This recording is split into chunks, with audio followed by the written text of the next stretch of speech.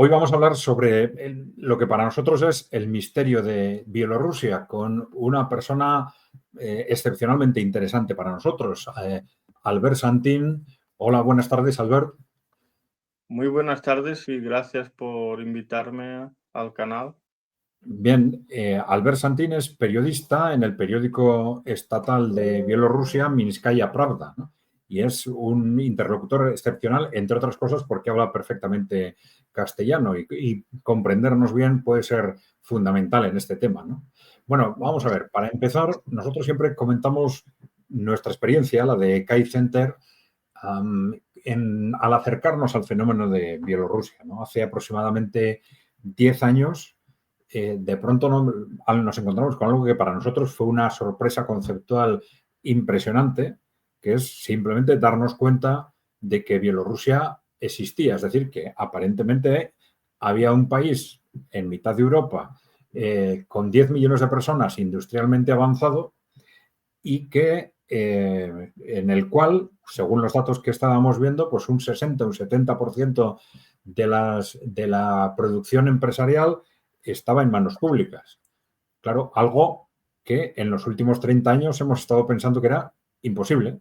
Es decir, dábamos por supuesto que lo que eran los países socialistas habían dejado de serlo, habían de una forma o de otra, pues habían implantado de forma generalizada la empresa privada y que las formas de propiedad pública mayoritarias en una sociedad avanzada como las europeas era inviable. Es decir, de una forma o de otra, durante 30 años hemos estado convencidos de esto. Y de pronto nos encontramos con esos datos que nos dicen que hay un país de peso industrialmente avanzado en esas circunstancias, ¿no?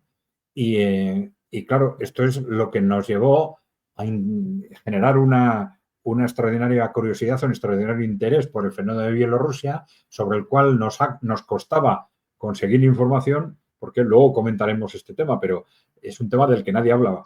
Nadie hablaba, sorprendentemente, algo que debería haber llamado la atención de todos los expertos y de todos los analistas, qué pasaba con Bielorrusia, cómo era posible que se mantuvieran esos sistemas de propiedad. Sorprendentemente, nadie hablaba de Bielorrusia. Luego se ha hablado por razones fundamentalmente geopolíticas, pero no como modelo, ¿no? Bueno, mi curiosidad personal llegó al extremo de hacer un viaje expresamente a Bielorrusia con mi familia, con el objetivo de comprobar si realmente Bielorrusia existía. Y Bielorrusia efectivamente existía, aunque resultara sorprendente, ¿no? Pero bueno, Albert, si quieres podemos empezar por la descripción de este fenómeno de Bielorrusia. Si quieres explicarnos brevemente qué es Bielorrusia, cuáles son estas características tan especiales, y luego hablamos un poco de su origen, pero claro, nos interesa sobre todo esto que es tan llamativo, ¿no? En qué medida el sistema económico, digamos, socialista o de propiedad pública tiene un peso tan fundamental en un país como Bielorrusia, ¿no? Exactamente, exactamente. Y mucha gente, y sobre todo occidentales, ¿no? Se sorprenden cuando descubren de que hay un país que se llama Belarus, ¿no? Que no es parte de Rusia, sino que es un país independiente. Y además de eso, que mantiene, bueno, pues la mayor parte de los medios de producción están en manos del Estado. O sea, lo que podríamos llamar los grandes medios de producción, las grandes factorías que producen, que trabajan miles y miles de trabajadores, están en manos del Estado. Después podríamos hablar de si hay participaciones privadas en esas empresas o no. Esos son otros temas, hay algunas que sí o que no, pero lo que sí es cierto es que el tejido empresarial y en sí la planificación del país pasa por la política estatal. O sea, eso se mantiene, bueno, pues se sigue manteniendo desde los tiempos que el país formaba parte de la Unión Soviética, ¿no? Como una de las 15 repúblicas, y demuestra que es posible. demuestra que es posible y es una alternativa diferente a lo que uno puede considerar como capitalismo ortodoxo, ¿no? Como un sistema donde toda la propiedad debe ser privada, donde todo lo público no funciona, es un mal gasto, etcétera, etcétera. Y eso pues demuestra que, que es posible y que no fue por una cuestión de que el sistema socialista en sí eh, no pudiera resistir el peso de la historia y al final el a sí mismo se destruyó porque económicamente no era viable, sino porque había unos intereses creados tanto externos como internos, que influyeron en la destrucción de esos sistemas socialistas. Porque, por ejemplo, podemos ver el ejemplo de la China actual, donde también hay bastantes porcentajes de control por parte del Estado y es la segunda potencia económica, ¿no?, en el mundo. Entonces, bueno, había unos intereses creados y cuando hay esa clase de intereses, pues siempre es necesario aupar ese relato, ¿no? Y decirnos a todos de que eso no es posible, de que es llevar a la gente a la pobreza, a la hambruna, etcétera, etcétera. Y la realidad es que es distinta. Entonces, económicamente, por ejemplo, podemos decir de que lo que es la agricultura, ¿no? El agro, prácticamente la totalidad, más del 80% de la tierra es del Estado, sin contar los bosques. Las granjas en su mayoría son granjas estatales, los coljoses. Ahora también se han rebautizado como agrocombinados porque combinan lo que sería el proceso primario productivo de la tierra con el proceso más industrializado bueno, pues, del empaquetado, etcétera. O sea, la misma granja se encarga de todo, desde el empaquetado, desde la producción hasta el empaquetado, si es, por ejemplo, azúcar, ¿no? Y ellos sacan el azúcar a través de la remolacha azucarera, pues desde el proceso de cosecha, de producción de esa remolacha, hasta el proceso, ¿no?, de procesamiento en los talleres de lo que es el azúcar en sí, ¿no? Después el empaquetado del mismo y posteriormente muchos de esos agrocombinados tienen las tiendas de su misma cadena, de su misma firma, que venden esos productos ya terminados. O sea que tienes durante toda la cadena, prácticamente no tienes intermediarios y eso te permite que tú puedes abaratar los costos de ese producto que al final, bueno, pues es el comprador, ¿no?, común el que acaba sufriendo si hay más gastos o menos. Eso es un ejemplo, pero Sí, por perdón, una ejemplo, pregunta. ¿Esos coljoses o agrocombinados son también de propiedad pública o son más bien como cooperativas o...? es que aquí hay una cuestión y es que en lo que era la Unión Soviética, en un principio, existen lo que se llamaban koljoses, ¿no?, que serían como cooperativas donde pues hay entre los miembros de la cooperativa, pues uno ponía pues una vaca o otro ponía lo que fuese, ¿no?, el trozo de tierra, entonces a partir de ahí después se sacaba lo que de las ganancias se dividía, etcétera, etcétera. Lo que ocurrió es que después de la Gran Guerra Patria, prácticamente los coljoses o granjas colectivas en ese estilo dejan de existir porque prácticamente se pasa a ser economía de guerra. Entonces el país, el Estado como tal, tuvo que coger todos esos recursos. Posteriormente, en la mayoría de las repúblicas donde antes estaban esas granjas, pasaron todas a ser granjas, pero granjas colectivas estatales y a pasar a ser al final una empresa del Estado más.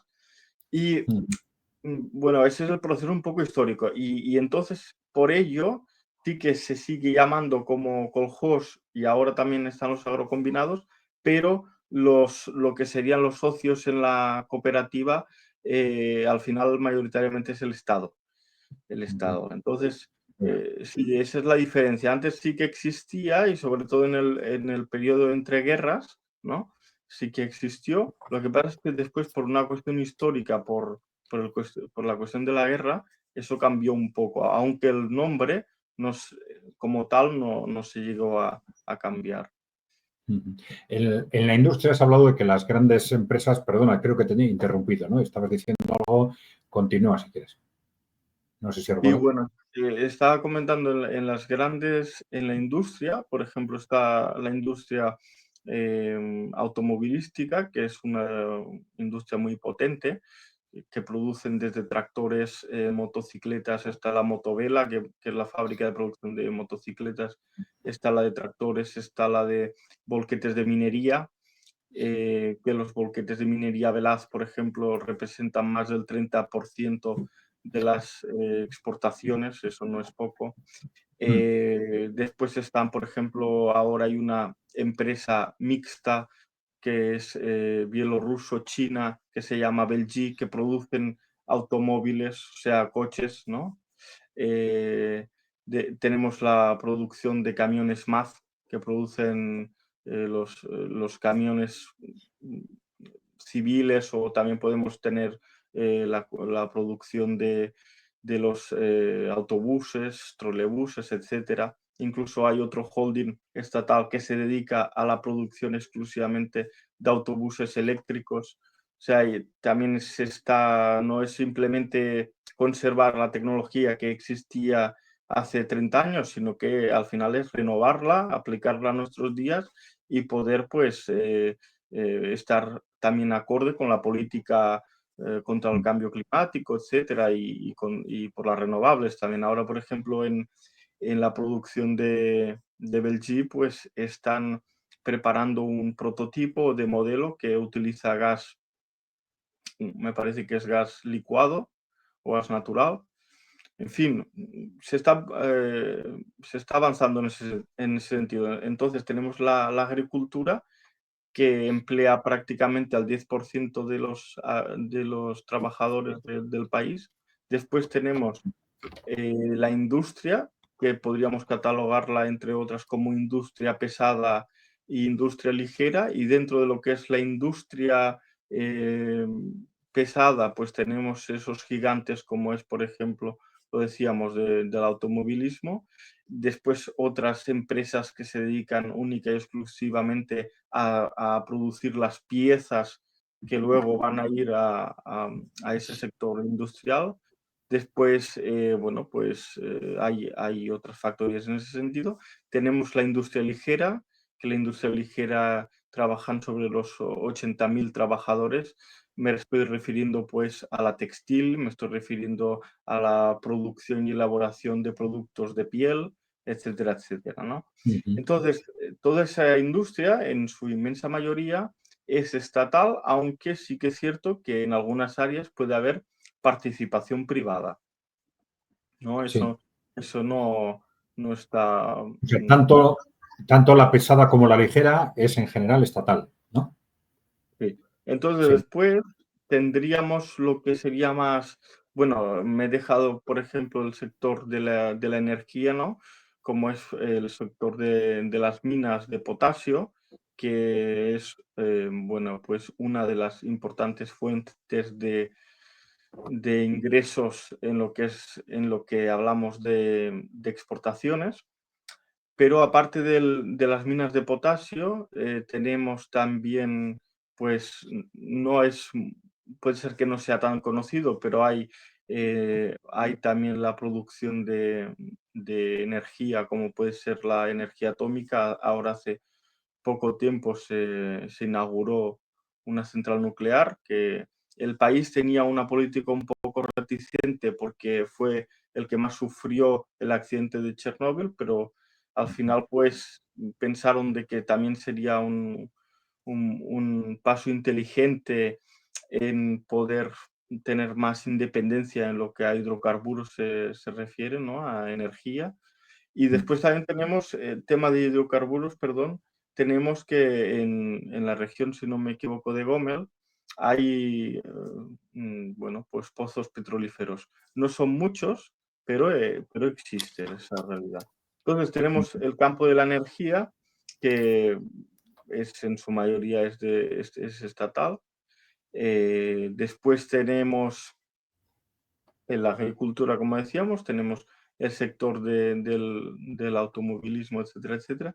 Y después podríamos tener, aparte de esa industria ligera que estábamos conversando, podríamos tener también la industria alimentaria, que es donde entrarían pues también el procesamiento de todos esos productos que se producen en las granjas, productos cárnicos, etcétera, elaborados. Después también tenemos los productos elaborados del cacao, como es, bueno, de la confitería, etcétera, etcétera, que hay esas fábricas, a pesar de que Bielorrusia no produce cacao, compra cacao a países sobre todo africanos, y produce aquí su cacao. Lo mismo que, por ejemplo, si hablamos de vino, Belarus prácticamente no tiene viñedos, pero históricamente tiene una fábrica de producción de vinos y prácticamente podemos decir que compra los vinos a países como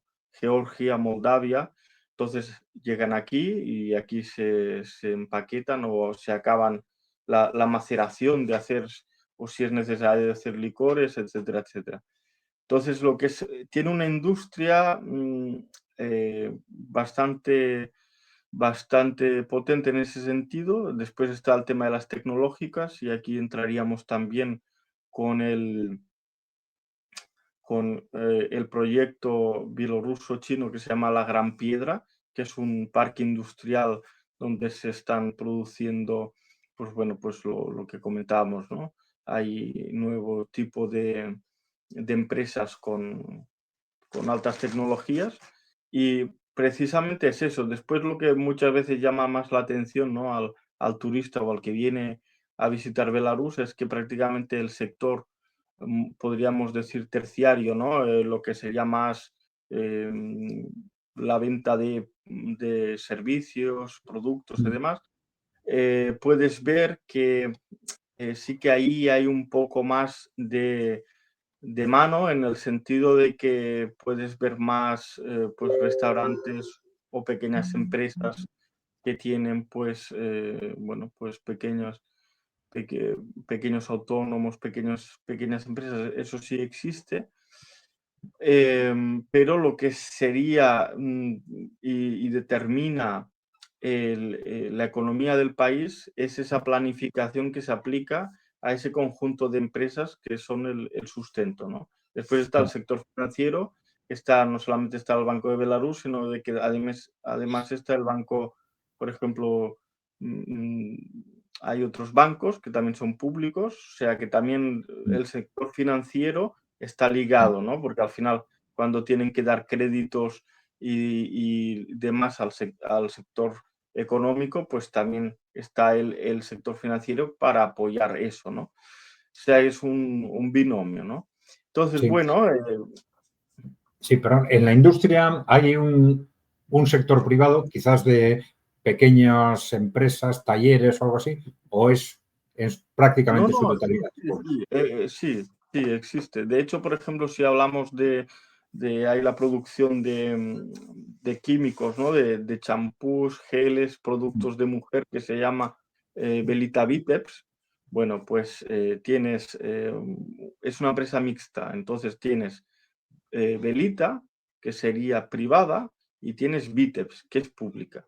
Entonces hay productos que produce Viteps, que es estatal, y hay productos que produce Belita, que es privada.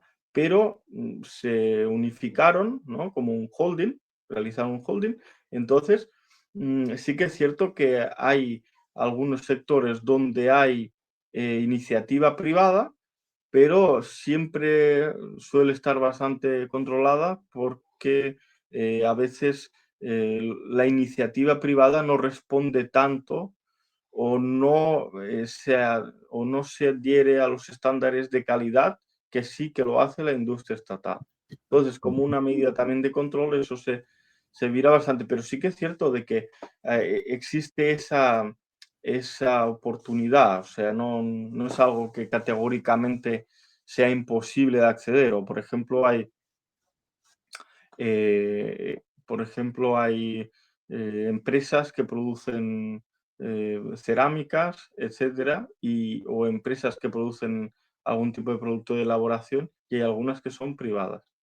Ujú. Entonces, sí que es cierto que predomina lo que sería lo público, pero las Sí, privadas pero también. no hay, entiendo, no hay un criterio, porque en algunos países socialistas empezaron a introducir ámbitos para la empresa privada estableciendo criterios más o menos generales, ¿no? Diciendo, pues, hasta 10 trabajadores, hasta 50 trabajadores. No hay un criterio de ese tipo, ¿no? No, en ese sentido no hay un criterio, pero es que además tenemos que pensar que históricamente en qué situación se ha encontrado el país, porque como conversábamos, pues en los, en los años 90, pues prácticamente sistemas de economía socialista en toda Europa dejó de existir, no quedaba nada, ¿no? Y aquí se iba en ese proceso. Después ya conversaremos y hablaremos del proceso histórico, ¿no? Y creo que es por esa razón, porque al final también el país necesita divisas y necesita también a veces inversiones extranjeras y es un poco abrirse, pero teniendo un cierto control. O sea, no se puede hacer lo que a uno le venga en gana, ¿no? Pero Mm, sí que es necesario un poco de abertura en ese sentido y en eso eh, Belarus es una economía abierta en ese sentido, pero las cosas se hacen despacito y paso a paso. No es como en algunos otros países que prácticamente montarte una empresa te la puedes montar, no de la noche a la mañana, pero puede ser, te sea más fácil. Aquí, pues puede ser, sea un poco más complejo, sobre todo lo que hablamos de ese tipo, esa envergadura de empresas, porque pequeños emprendedores aquí es mucho más fácil que en España, pero lo que comentamos del tema más industrial es más complejo, porque al final ujú, si el producto que se realiza X, ¿no? Va a perjudicar a las empresas que ya existen. O sea, si tú haces el mismo producto que está haciendo la empresa de tractores, pues al final es una competencia y la competencia ya está el mercado extranjero con bastante competencia, con la New Holland, John Deere, etcétera, ¿no? Por eso ujú. es un poco, depende de factores también, ese sentido. Sí. Vamos al sector servicios, ¿no? Ya has comentado, y nosotros lo vimos allí, ¿no? Entiendo que hostelería, pequeño comercio, suele ser privado en general, ¿no? Bueno, aquí hay una cuestión, que es que hay parte que sigue siendo del Estado, porque hay supermercados que son del Estado y eso, o por ejemplo, cafeterías, restaurantes, y eso se ve mucho más, no en Minsk, sino si vas por regiones, por las regiones se ve mucho más, porque además de alguna manera también eso se apoya y se financia mucho más. Y en la capital sí que es cierto de que hay más pequeñas empresas que son pues de pequeños emprendedores, de gente que se monta pues su pequeña tiendecita, su pequeño, por ejemplo, no sé, bar, restaurante, y el Estado sí que es cierto de que no impone, no sé, yo sé que en España se imponen, sobre todo a los autónomos, a veces impuestos que es prácticamente difícil de poder pagarlo, ¿no? Por, bueno, las tasas de autónomos, etcétera, etcétera. Y aquí no, aquí es lo que facturas, pues de lo que facturas, de eso se hace el cálculo y un tanto por ciento se lo queda el Estado, pero si no facturas, es ilógico que se quede el mismo tanto por ciento, ¿no? Entonces, en ese sentido, y abrir una empresa o ser autónomo, en ese sentido es muy fácil y es posible hacerlo. De hecho, conozco a un americano que aquí se ha montado en Minsk una escuela de idiomas Ujú. y no tuvo prácticamente problema. Se creó como autónomo y no, prácticamente lo que él factura, cada día 15 de cada mes él tiene que decir cuánto ha facturado, ¿no? Del mes anterior y lo que él declara, pues eso es el tanto por ciento lo que se tiene que pagar al Estado y ya está, no hay más que darle vueltas.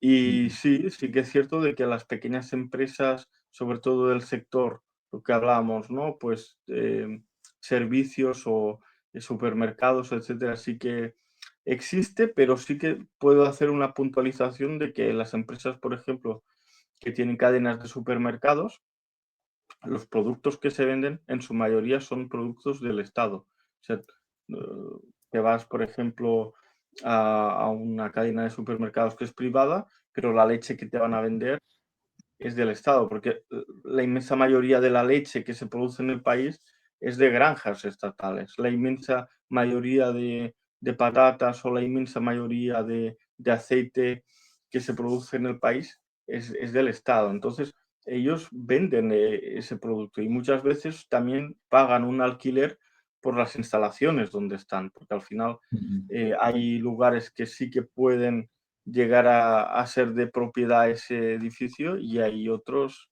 veces que no. Pero eso es cierto. Después está lo que es, por ejemplo, los centros comerciales, que hay centros comerciales que son del Estado y hay centros comerciales que son privados. Después hay otras tiendas que se diferencian, ¿no? Porque tienen algunos productos que los producen ellos mismos. Pero a eso podría decir que es una minoría. Por el momento es una minoría y la mayoría de los productos que te puedes encontrar en cualquier tienda, ya sea privada o pública, dependiendo del margen de precio y de beneficio, son productos que son de elaboración del Estado. ujú.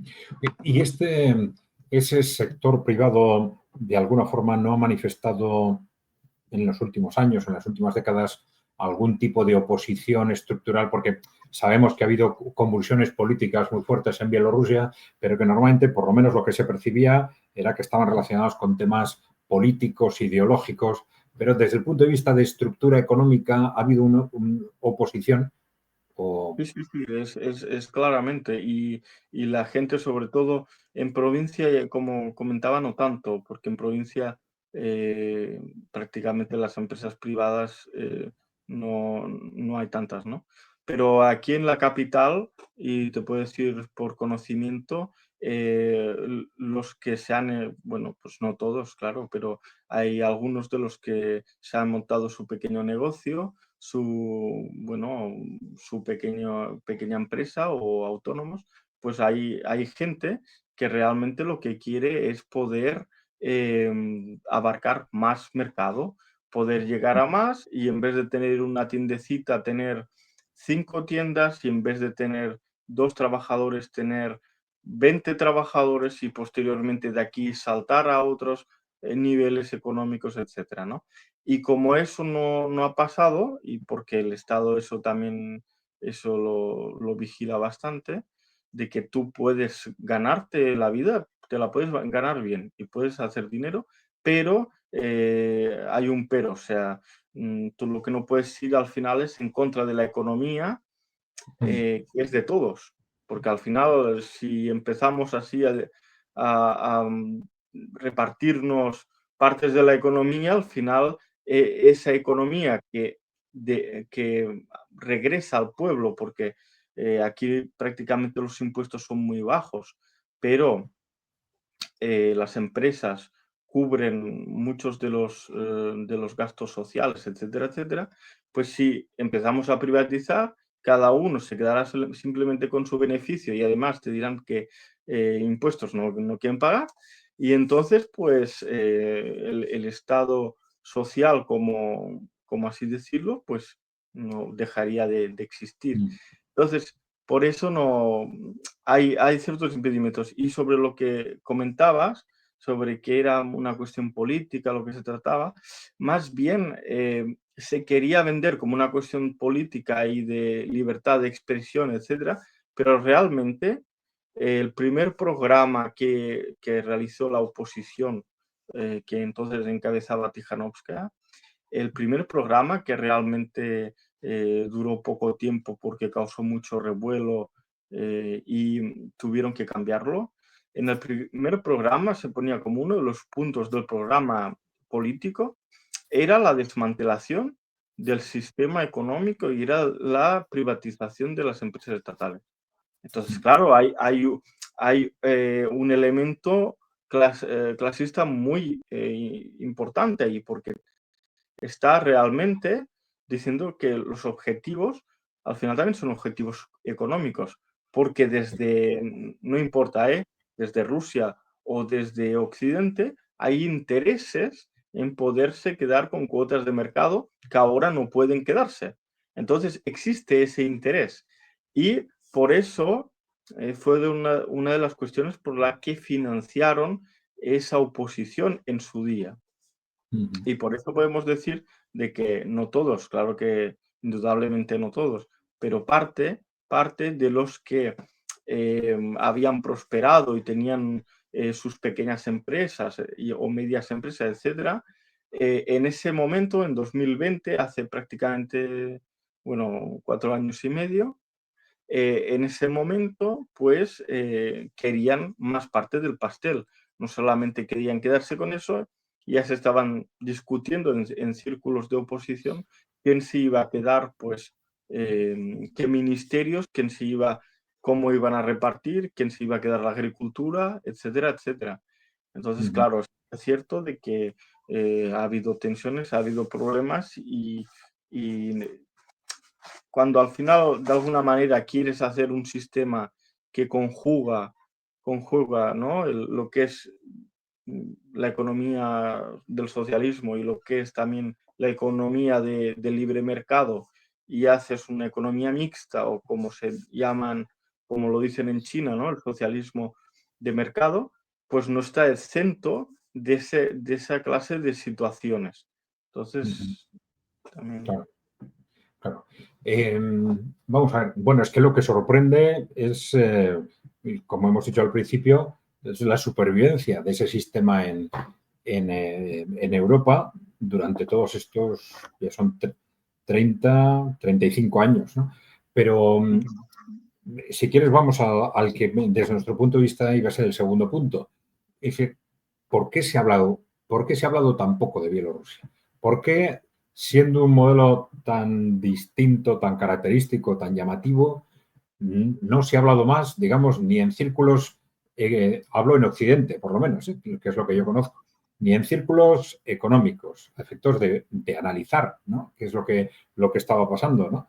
Ni en círculos políticos, digo, ni, por ejemplo, ni en la derecha, como una referencia crítica, porque sí, a veces se ha hablado del tema de derechos humanos y tal, pero no como modelo, y ni en la izquierda, ¿no? Y en la izquierda europea, que estaba constantemente, no sé, Venezuela, Cuba, Venezuela, Cuba, Venezuela, Cuba, y cómo es posible que ni siquiera se mencionara algo que es, digamos, si queremos poner la palabra socialista, mucho más socialista desde el punto de vista económico, por lo menos, que Venezuela, ¿no? Pero, ¿cómo es posible? ¿Cómo se explica ese silencio, ¿no?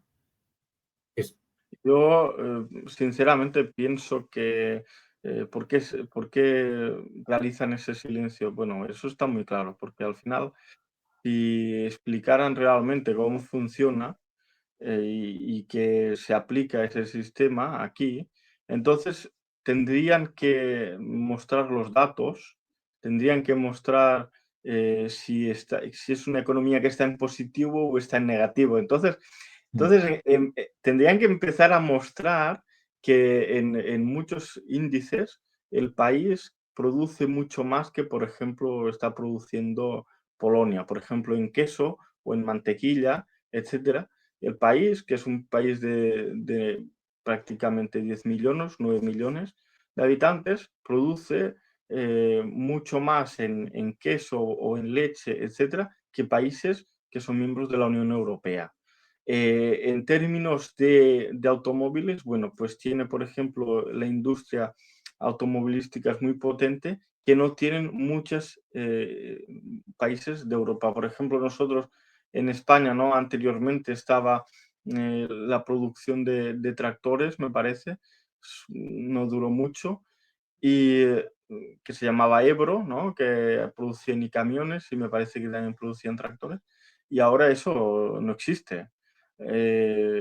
Bueno, pues entonces se tendrían que hablar de muchas cosas y se tendrían que mostrar muchos datos. Entonces yo pienso que eso sería incómodo porque Belarus no es un país del todo bloqueado, con el cual eso repercute económicamente y no puede comprar ni vender, y entonces el país está aislado y hay pues un nivel de vida económico pues difícil, como puede ser el caso de Cuba, ¿no? Que tiene el bloqueo, sanciones, etcétera. Belarus sí que es cierto que está sancionada por Europa y por la Unión Europea, pero tiene su aliado atrás, que es Rusia, y con quien también comercia, y tiene China, con quien también comercia, etcétera. Entonces, ese bloqueo y esa imposición no es posible realizarla aquí. O sea, puedes hacerlo, sí, nadie te lo niega y de hecho lo hacen, ¿no? Pero no tiene esa repercusión, no tiene esa repercusión que les gustaría que tuviese, no la tiene. Ujú. Entonces, claro, tendrían sobre todo pues toda la gente que dice que el socialismo es un fracaso, entonces tendrían que explicar por qué aquí funciona. ¿Por qué? ¿Por qué durante 30, 35 años después de la desintegración de la URSS, ese sistema aquí no ha caído? ¿Por qué? Claro. Entonces, es mucho más fácil solamente criticar, decir que es una dictadura, que hay un dictador, de una forma banal y que los Mm. derechos humanos y bla, bla, bla, y dejarlo así.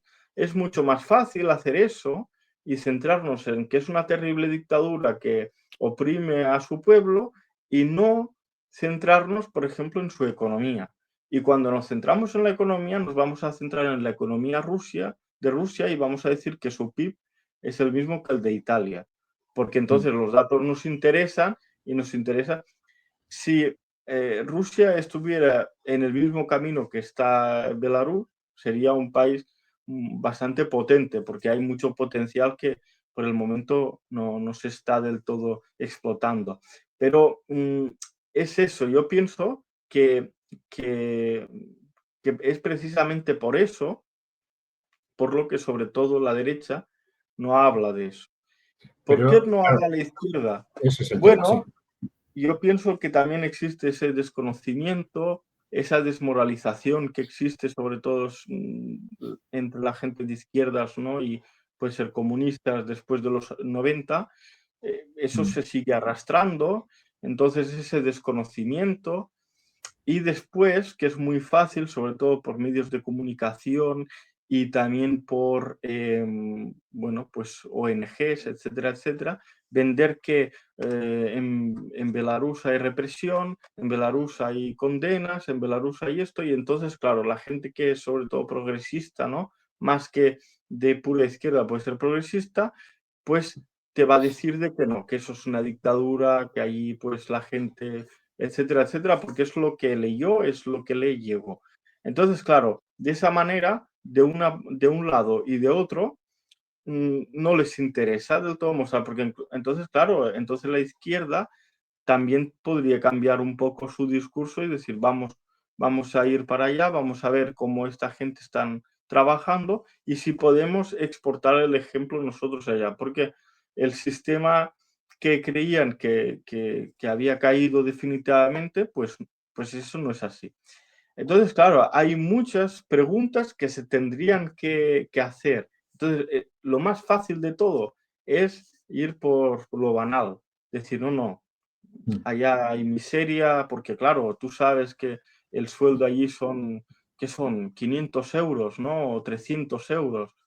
Eso es miseria, porque claro, la comparación la hacen con los sueldos, la vida, el nivel de vida de España, ¿no? O de Francia, etcétera. Claro, Mm. para un alemán cobrar 2.000 euros, pues no es mucho.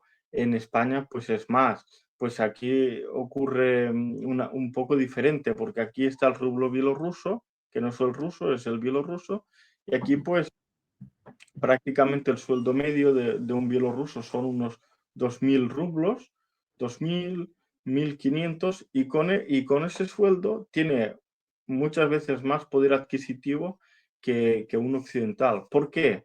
Porque aquí prácticamente la persona no está pagando nada por su vivienda y tenemos que recordar de que en España, por ejemplo, se está pagando prácticamente en muchos casos el 50% del salario del trabajador que se va ahí. Y en el caso del país, eso no es así. Por ejemplo, hay servicios comunales que eh, entraría el gas, el agua, la luz, ¿no? Entraría, por ejemplo, las basuras y se paga muy poca cosa. Se pueden pagar sobre unos 40 rublos mensuales. Eso sería un poco menos de 10 euros. Entonces, claro, para que nos hagamos una idea, si te vas directamente a las zonas rurales, prácticamente la casa no se tiene ni que pagar un alquiler.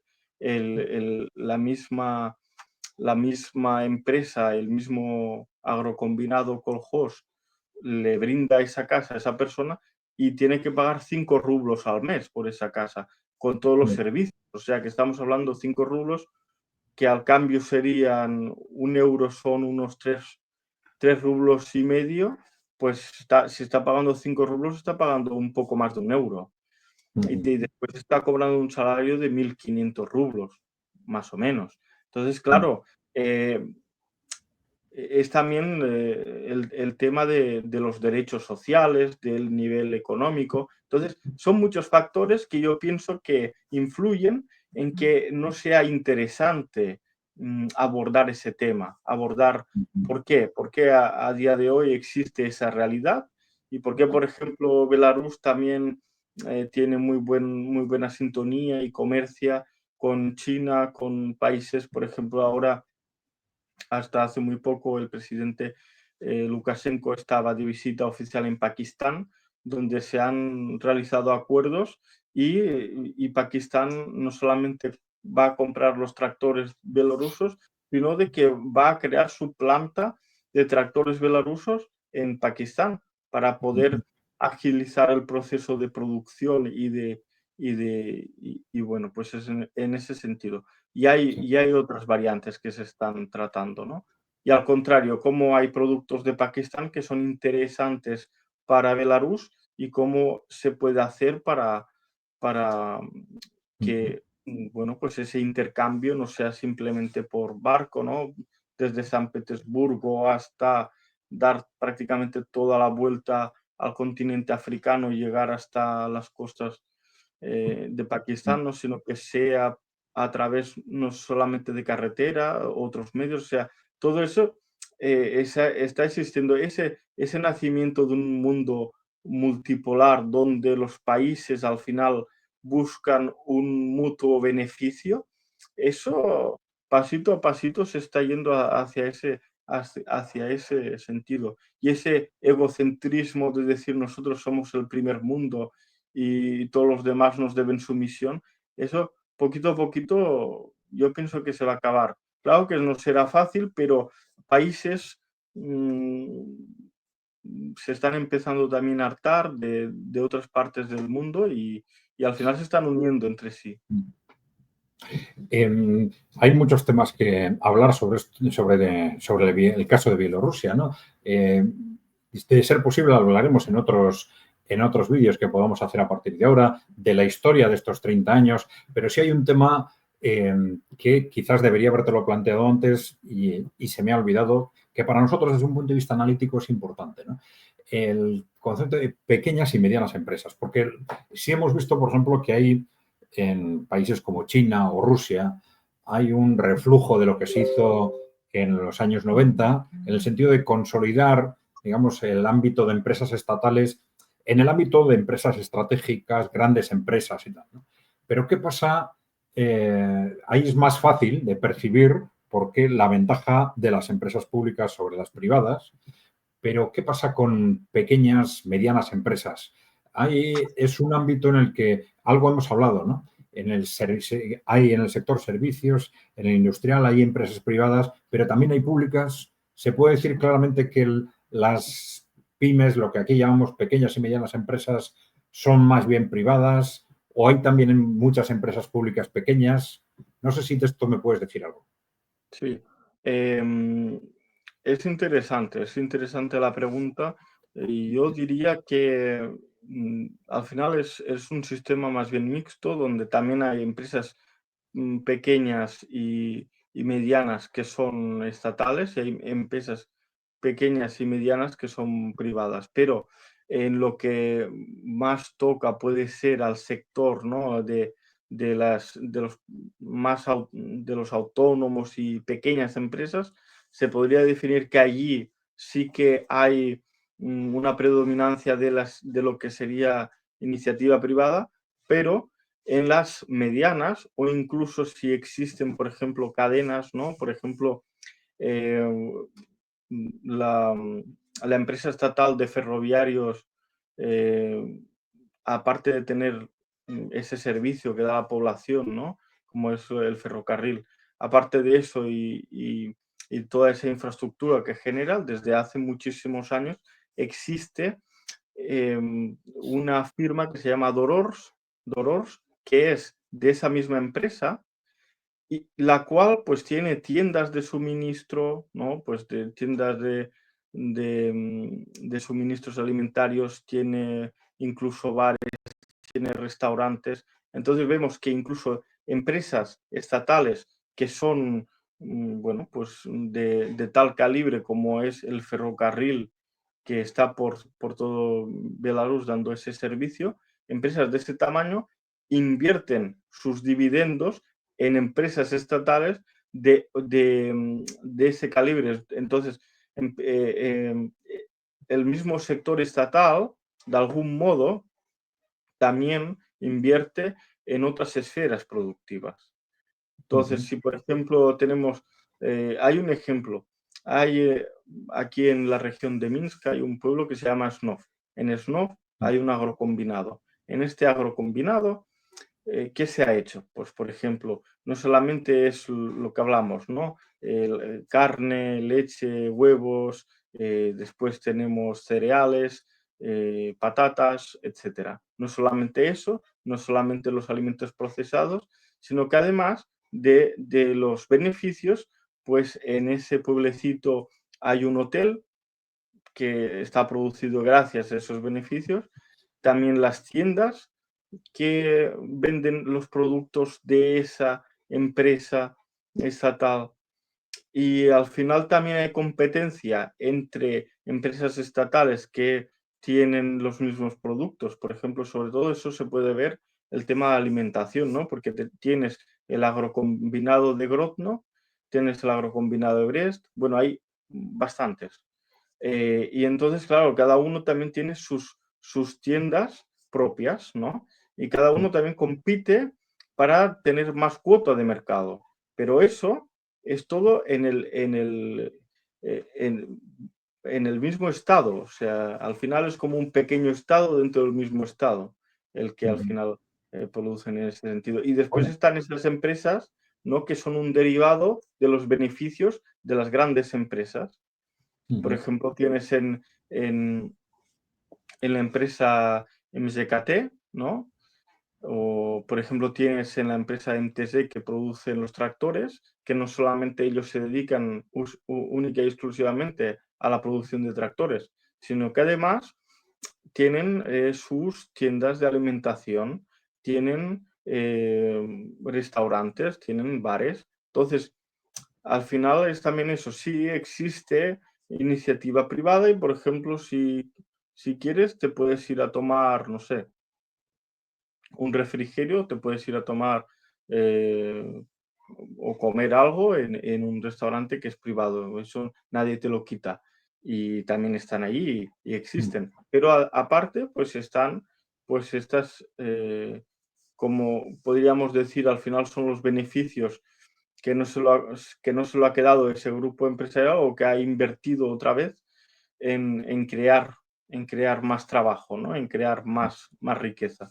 Y al final después está el otro por ciento que aparte de pagar a los trabajadores el mantenimiento de la misma empresa y con los beneficios hacer alguna empresa o hacer algo nuevo, después está el tema de que con esos beneficios también se producen, y, por ejemplo, balnearios, o se producen piscinas municipales, o se producen bueno, pues estadios deportivos, estadiones. No solamente el Estado con su, con su presupuesto anual eso lo cubre, sino que además, si por ejemplo en el pueblecito está ese agrocombinado que se llama SNO, pues ese agrocombinado, si se tiene que realizar reformas o, por ejemplo, tienen allí en un pequeño pueblo de 1.500 personas, tienen un hospital materno-infantil, pues eso es posible gracias a los beneficios que ha generado ese agrocombinado y que ha regresado al pueblo.